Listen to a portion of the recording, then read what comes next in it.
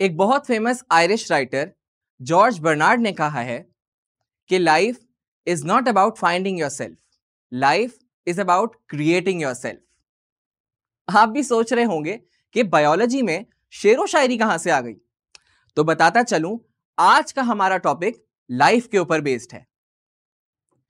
क्या आपने कभी सोचा है कि किस तरह एक सिंगल सेल से पूरा लिविंग ऑर्गेनिज्म बनता है, किस तरह हमारी बॉडी डाइजेशन का पूरा प्रोसेस परफॉर्म करती है और किस तरह हमारे बॉडी ऑर्गन्स कोऑर्डिनेट करते हैं। If at some point you have thought about these questions, then congratulations, you guys can be the future scientists and can make the whole Pakistan proud. Let's get started and discuss how life starts.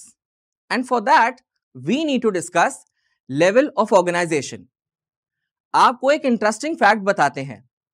किसी भी organism में एक साथ कई 100 chemical reaction हो रहे होते हैं। टोटल 92 केमिकल एलिमेंट्स में से सिर्फ 16 केमिकल कंपाउंड्स ऐसे हैं जिनसे लिविंग ऑर्गेनिज्म बनते हैं, और इन 16 एलिमेंट्स को हम बायो एलिमेंट्स कहते हैं। एक और मजे की बात कि ह्यूमन बॉडी में सिर्फ 6 bio elements almost 99% body mass में कंट्रीब्यूट करते हैं।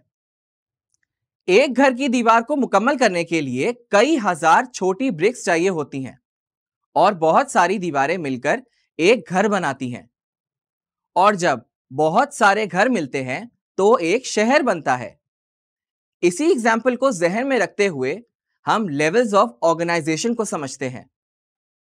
यूनिवर्स में जो कुछ भी है, चाहे लिविंग थिंग्स हो या नॉन लिविंग थिंग्स, वो एटम से बनते हैं, और एटम में 3 मेजर पार्टिकल्स होते हैं जिनको हम सब एटॉमिक पार्टिकल्स कहते हैं, और वो हैं protons, neutrons and electrons.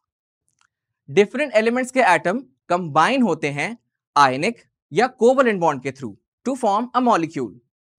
Different bonding की वजह से बायोलॉजिकल मॉलिक्यूल्स में बहुत वैरायटीज हैं।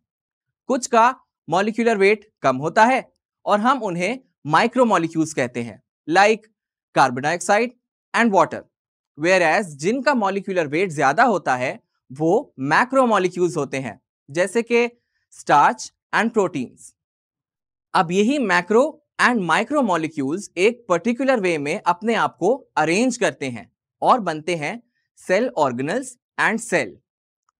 अगर हम ऑर्गेनल्स की बात करते हैं तो सब cellular structures like mitochondria, Golgi apparatus, ribosome, endoplasmic reticulum मिलकर एक सेल बनाते हैं। कुछ ऑर्गेनिज्म यूनिसेल्यूलर होते हैं, यानी कि सिर्फ एक सेल से बने हुए, जैसे कि bacteria and most of the प्रोटिस्ट्स, और कुछ मल्टी सेल्यूलर होते हैं, यानी कि 1000 सेल से बने हुए, जैसे कि plants and animals. In levels को हम आगे और डिटेल में डिस्कस करेंगे, आप जब तक ये रिवाइज करें।